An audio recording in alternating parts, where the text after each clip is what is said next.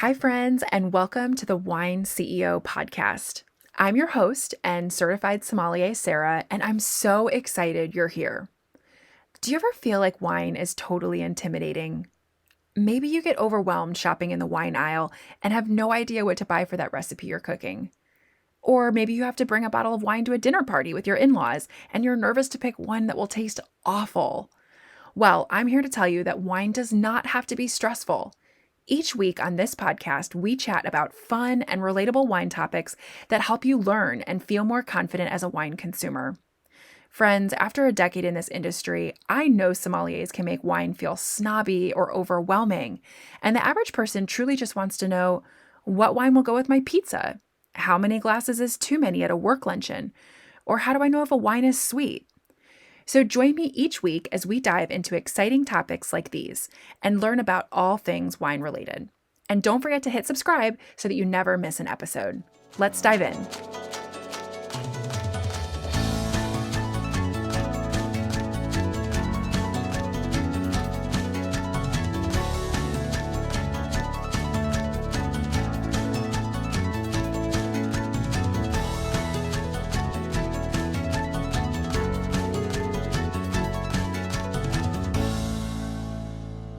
Hey, friends, and welcome to the Wine CEO podcast, episode number 122. I recently hosted a sparkling wine tasting for a bachelorette party, and I had a really fun time with the group of ladies celebrating the bride and chatting all things bubbly. The group asked a ton of really good questions like what temperature should you serve wine at? How can you safely open a bottle of sparkling wine? What grapes are used to make sparkling wine? And so much more. It was an awesome time. But one of the questions that they asked is one that I definitely get all the time, whether we're talking sparkling wine, still wine, or any wine at all. And it was, how can you tell if a wine is good quality just from looking at the label? So today on the show, we are going to dive into this topic. But before we jump in, I would like to take a moment to thank the sponsor of today's episode, Wash and Wick. Wash and Wick is a candle and soap company located in my hometown of Orlando, Florida. They make the most amazing candles out of essential oils and fragrances. My favorite scents are obviously the wine-scented candles. I love the Sauvignon Blanc and Chardonnay. And one of the co-founders is a certified sommelier just like me. So she does a phenomenal job of making these wine-scented candles actually smell with the proper aromas in the way these wine scents should be. You can check out their full selection of candles and soaps at washandwick.com. I have it linked in today's show notes, and you can use my discount code TheWineCEO for 20% off your purchase today. Now, the topic of picking a quality wine is definitely a tough one, and I have to speak in generalizations because we all know that where there are rules, there are always rule breakers that don't conform to the general standard, and so there are definitely exceptions. But that said, what I'm going to try and do today is definitely share some helpful tips for how to pick out quality wine. So again, there are going to be exceptions, but I'm going to try and give you the best recommendations I can for how to look for top quality wine when you're shopping. The biggest thing to keep in mind is that labels are not everything. So I hate to break it to you, but sadly, I can't give you some magical formula to look at a label and immediately know that the wine is going to taste good. Sorry, I know that's why you're listening to this episode, but I just hate to break it to you. It's not possible. There's no way. First of all, I have to mention here that good is relative, right? So my idea of a good wine may be very different from yours, and that's okay. I can tell you about quality made wines, how to look for wines that have likely been produced in quality methods and are hopefully top caliber compared to bulk produced cheap wines.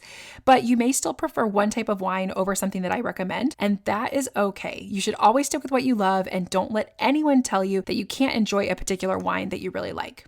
Now, since there's no magic formula for knowing that a wine is good, particularly by the label, it means that you're going to have to spend a little bit of time studying wine and immersing yourself in the subject before you may feel completely confident shopping for the right wine. Now, don't panic. I promise there's no reason to be nervous.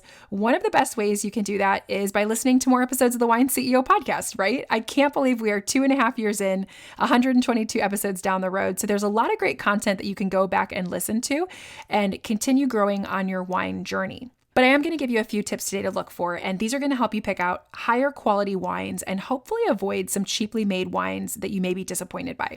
So, first things first, and I'm just going to get this one out of the way, let's talk price. So, while price is not always an indicator of the best wines, we do have to be realistic here. So, if you're drinking a $4 bottle of wine, you all know it's out there. I don't have to give you names. The winemaker obviously just did not put a lot of care and time into making that bottle, right? It just makes sense. Why are they going to use expensive equipment, lots of expensive labor, and a ton of time to invest into this bottle that they're only going to sell for $4? They're going to be losing money, right? Remember, wine is a business. So similar to clothing, if you buy a t-shirt for $4, it's probably not going to be the best quality and it's not going to last as long as a $20 or $30 t-shirt. So there are definitely plateaus in wines over $100, $200, etc. And that's a totally different topic to discuss. But if we're talking about wines under $100, I personally feel like the sweet spot is you need to start buying wines around the $20 to $25 minimum price mark. In my personal experience, if I'm spending less than that for a bottle of wine, it's usually fine, or it might be good sometimes, but it's not going to be anything amazing, right? It's not going to be anything that I'm like super excited to share with others. And it doesn't mean that I'm always going to get a headache or feel sick after drinking these lesser expensive wines, but typically they're going to be rather one-dimensional in flavor, so they're not going to be super dynamic and exciting. And sometimes they will even taste cheap or bad. So when you think about the cost to import wines, especially if you're buying a wine that's from outside of your region or your country, you should be paying more for a good quality wine because the company has had to pay import taxes, shipping fees, and a lot of other things that come into play. So wine is an expensive game, distribution is costly, and so again, price is a determining factor with many wines. Don't get mad at me if you drink a $5 bottle of wine and you feel like it wasn't the best thing you've ever had. Unfortunately, you're getting what you paid for, right? So when you are walking through a shop and you're looking for a bottle of wine and you're not really sure if a particular bottle you've never seen before is going to be good or not, price does come into play. So hopefully if it's a little more expensive, it means that the winemaker has put a little more time and care and effort into it, and hopefully higher quality grapes as well, which we're going to talk about in just a second. Let's talk about labeling for a second though, because people always ask me about labels specifically. And don't feel bad if you buy your bottles based on pretty labels or cute little pictures. A lot of wine is marketing, and some wineries just have better marketing than others, which leads consumers to purchase their wine based on a pretty label. Now, sometimes pretty labels are connected to really delicious wines, but it's not necessarily a determining factor. Honestly, it's really just whether or not the winery has the marketing dollars for a pretty label. That's it. So, in my opinion, instead of looking for cute little kangaroos or bright colored flip-flops on your wine label, what you want to be looking for is specificity in how the wine is described. So does the winemaker list the grape varieties that are used in the wine? Do they list the region where the grapes were harvested? Does it include a vintage date? Are there any tasting notes? So the more specific, the more information on the bottle, the more detail you have, the better. So let me give you an example of some of these. So a lot of bulk, cheaply produced wine is going to be a blend of leftover grapes from the harvest or just a ton of mass-produced grapes grown in the vineyard. So imagine for a second that you have a vine, and this grapevine can naturally grow like 20 grape bunches, and the nutrients from the soil are going to be shared evenly between those 20 grape bunches. So what a lot of top producers will do is they'll actually prune the vine to reduce the total number of grape bunches. So maybe they reduce it to 10 or 12 so that the nutrients are going to be shared evenly between a smaller group of grapes. So instead of nutrients split between 20 grape bunches, it's only split between 10 grape bunches. This is going to result in higher quality grapes. So yes, it's a lower yield. They're getting far fewer grapes, but the grapes are going to be higher quality because the grapes receive more nutrients. So the wine will ultimately taste better. So this does mean making less wine overall, but a lot of great wine producers are looking to produce top quality wines, right? So they don't necessarily care about quantity. They care more about quality. So Similarly, they're also really mindful of where the grapes are grown because the flavors of that particular region or terroir, as I've talked about on previous episodes of the show, these specific flavors will give the grapes a really unique characteristic profile compared to similar grapes that are grown in another region around the world. So a lesser quality wine producer doesn't necessarily care about the region's specific flavors and the terroir because they're just looking to produce quantity, right? So they'll take grapes from all over the region or multiple regions and just blend them together to get a lot of juice quickly to make a lot of wine because they're just trying to make bulk produced wine. So when you're looking at a bottle, if you want to find these higher quality wines, typically you want to look for names of specific regions where the grapes come from. Because again, the more specific the region, the more care and attention the winemaker gave to the grapes used in the production of the wine. And the hope is that then with higher quality grapes, you're getting a higher quality wine as well. So a perfect example would be if a wine just says California Red Blend, that's not necessarily considered as specific as a wine that says Carneros Pinot Noir. So with the Carneros Pinot Noir, we see the very specific region within Napa, within California, where that wine came from, as well as the specific grape variety that's used to make the wine. And I'm not saying here that single varietal wines are better than blends by any means. In fact, you might be surprised to learn that most of your wines are likely blends, even when the label doesn't list it. In the United States, by law, if a grape variety is listed on the label, only 75% of that grape variety has to be in the blend. So for example, the bottle may say Pinot Noir, like in my example from a moment ago, but only 75% of that has to be Pinot Noir, even though that's the only grape variety listed on the label. So if they're calling the wine Pinot Noir, it has to be at a minimum 75% Pinot Noir. Now, it could be 100% Pinot Noir, but it also could be 25% Cabernet Sauvignon. So this could be one reason why maybe you've tasted one Pinot Noir that tasted really light, but another one that was really bold from the same region. And again, some producers will choose to make their wine with 100% of whatever grape variety they list on the label.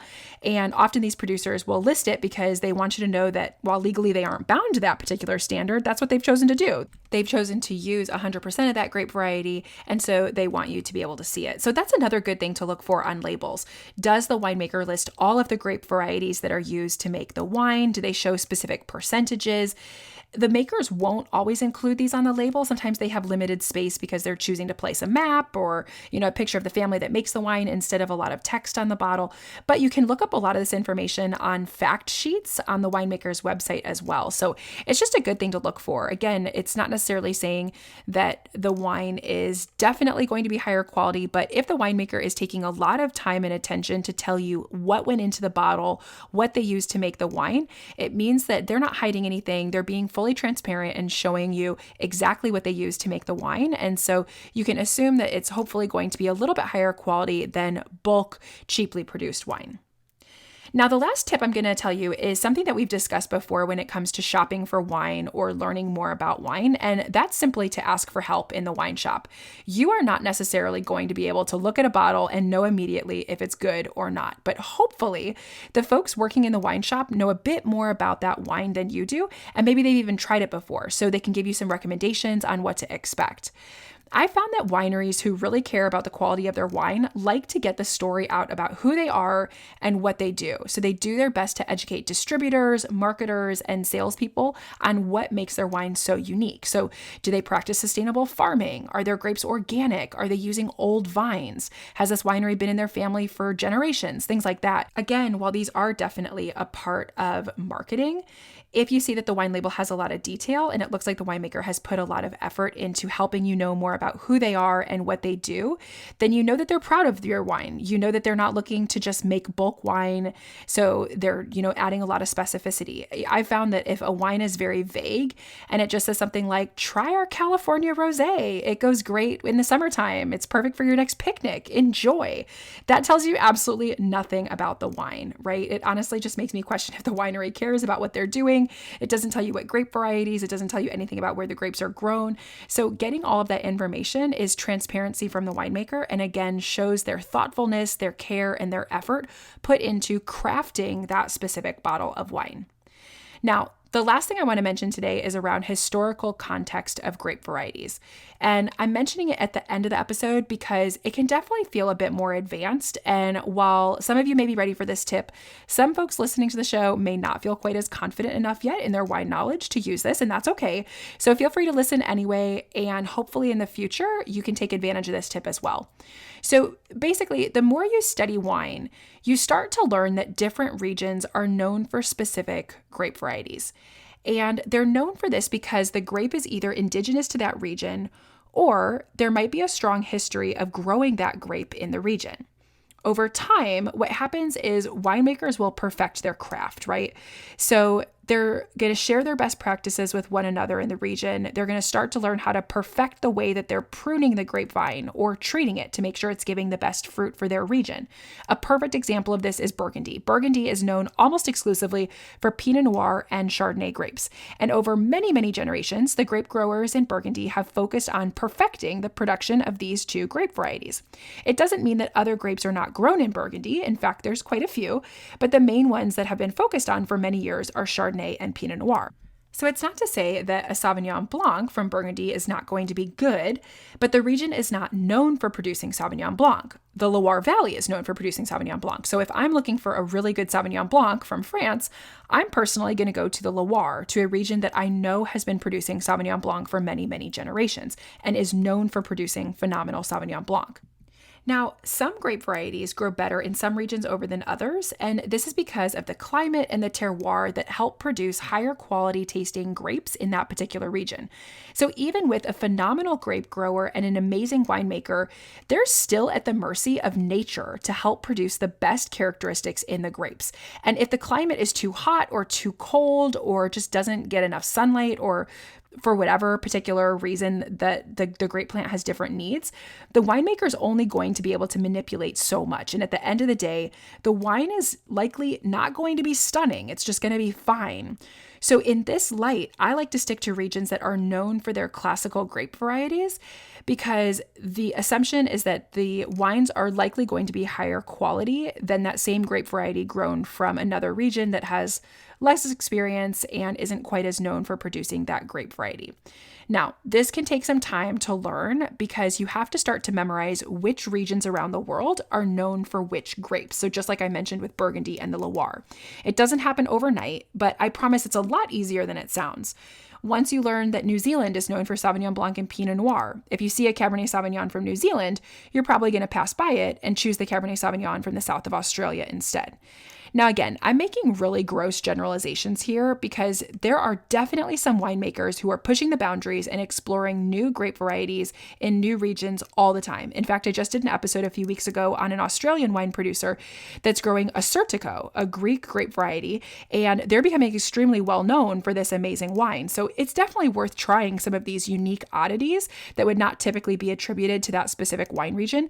But for the sake of looking generally at wine labels in the shop when you're not as confident in picking out a wine, I always recommend trying to stick with those traditional regions. You can try some of those others, and when I do, I try it with an open mind, understanding that those regions have not had the long history of growing those grapes, so the winemakers maybe haven't had as much exposure to the challenges of that specific grape variety, how the wines grow and react to that climate, and how to produce the best wine with those grapes. Again, each plant is truly very unique and different, so it's just going to be a little more of an experiment if you're trying a wine from a totally different region.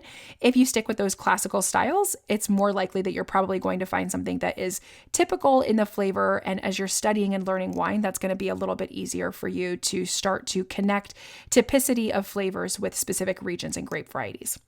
Now, if this feels overwhelming to you because you don't necessarily feel as confident recognizing particular grape varieties within regions, start small. So either choose one grape variety or one region to focus on and enjoy that for a period of time. So maybe you decide to focus on Sauvignon Blanc, for example, and you're going to research all of the different regions around the world that are known for top quality Sauvignon Blanc.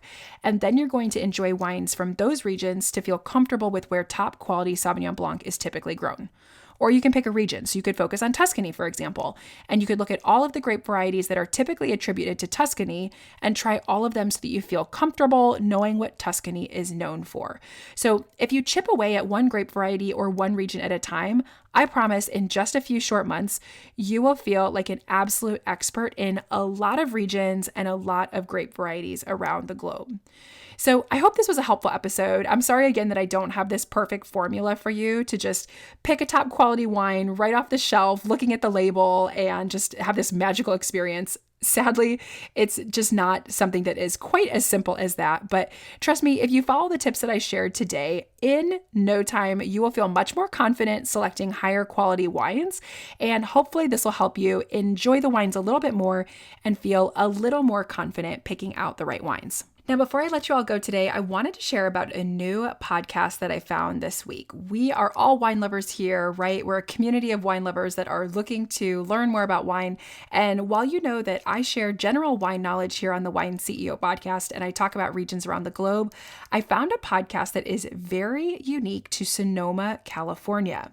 Wine Road podcast focuses on northern Sonoma County specifically and gives you great tips for visiting wineries in Sonoma and highlights winemakers from the region. So if you have a great passion around Northern California wines and are planning a trip to Sonoma wine country, check out Wine Road podcast. It's linked in today's show notes and learn more about the latest happenings in the region. It's an awesome show and definitely worth checking out.